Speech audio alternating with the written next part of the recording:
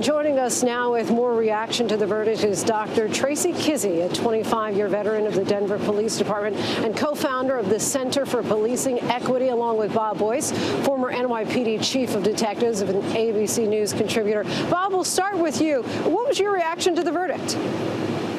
I thought it was a just verdict, and I look at Chief Arendano of the Minneapolis Police Department, some really seminal moments within the trial when he said, and I think he spoke for all law enforcement, this is not our values, these are not our ethics, and he walked away from him. And he said it wasn't our training either. So the optic of that video was just too compelling. The jury was never going to listen to any defense argument when you saw what happened there. So I think it's a good day. I'm hoping for a safe night for everybody tonight in the protests and in marches, all these things, so we can come together and go to a better place. And Dr. Keesee, same question I've been asking everybody tonight. As a black woman who worked for decades in law enforcement, your reaction to the verdict? Mine was, I think, what you heard in one of your previous interviews. I was holding my breath. We had been here before. And so I was surprised, one, how quickly the verdict came. But I have to agree with Bob that, Chief Arendano did an incredible job of articulating what the sort of ethics are of law enforcement and public safety and how should you be engaging with community. We'll see. We'll see what this does and what this means as we move forward. But again, I was, surprised. I can tell you I was relieved. I exhaled like everyone else because there was a part of me that I wasn't so sure that folks would really see what we witnessed almost a year ago, and that is a homicide that occurred in broad daylight. And Dr. Keesee, staying with you for a moment, the group that you represent now is trying to increase trust between police and minority communities. What's the biggest problem in trying to build up that kind of trust, and how do you start to solve that problem?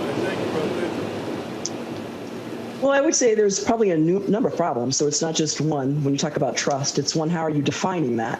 And what are we expecting when we say we want a trusting relationship? And really the hurdle in doing that is the historical mistrust that is happening and has occurred, and some spaces it continues.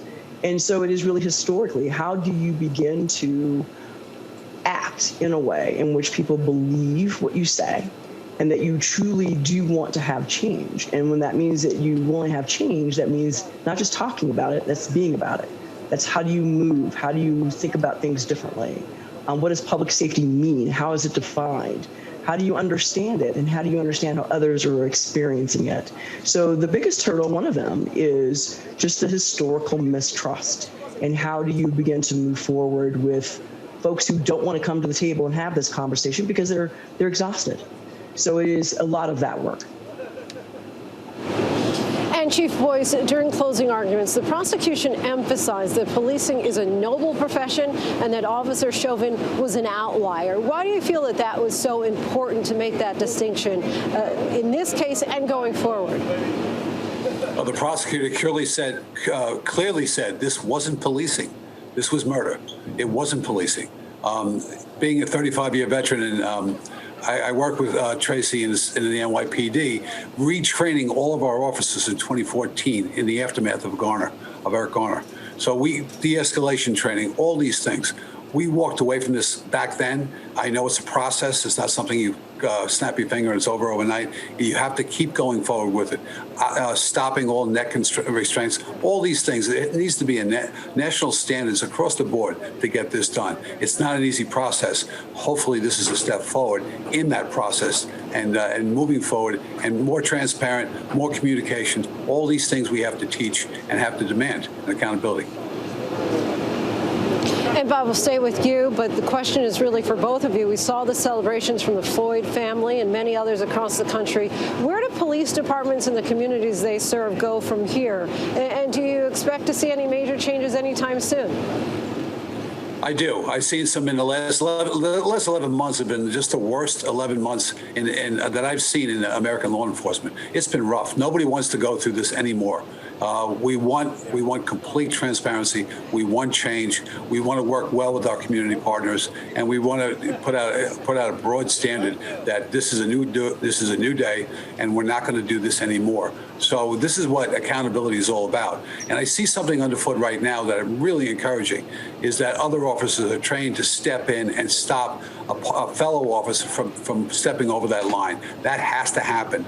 We should have been doing this a long time ago. We're doing it now. I was taught in 1983 when I became a police officer, stop your partner from going forward when he's, protect him from the problem, protect a prisoner or whoever you're dealing with in the street. That's individual accountability has to happen. Dr. Keesee, same question to you, and the final question. Do you see that change coming soon? It's on the way, but there's still a lot of work to be done. And Bob has just outlined some of the things that need to happen currently to begin to reduce some of the harms that are happening. But it doesn't get in the way of the real work that needs to be done. And as you think about, not just what do you do, with, de-escalation training and those types of things, the real questions on the table is what is the role of law enforcement today? What does it mean to have public safety? And what does that look like? And you find in a lot of cities throughout the country, those are the fundamental questions on the table right now. What is the role for law enforcement? And is there a role for law enforcement? And if so, what does it look like? But really it is community-centered and community-driven, really starting to talk about what public safety means to them and what it means. So again, the work has not ended. It's never ended. And there's still much more to do, but there's absolutely things we can be doing right now. Dr. Tracie Keesee, Robert Boyce, thank you both for your time. Appreciate your analysis. Thanks so much. Hi, everyone. George Stephanopoulos here. Thanks for checking out the ABC News YouTube channel. If you'd like to get more videos, show highlights, and watch live event coverage, click on the right over here to subscribe to our channel. And don't forget to download the ABC News app for breaking news alerts. Thanks for watching.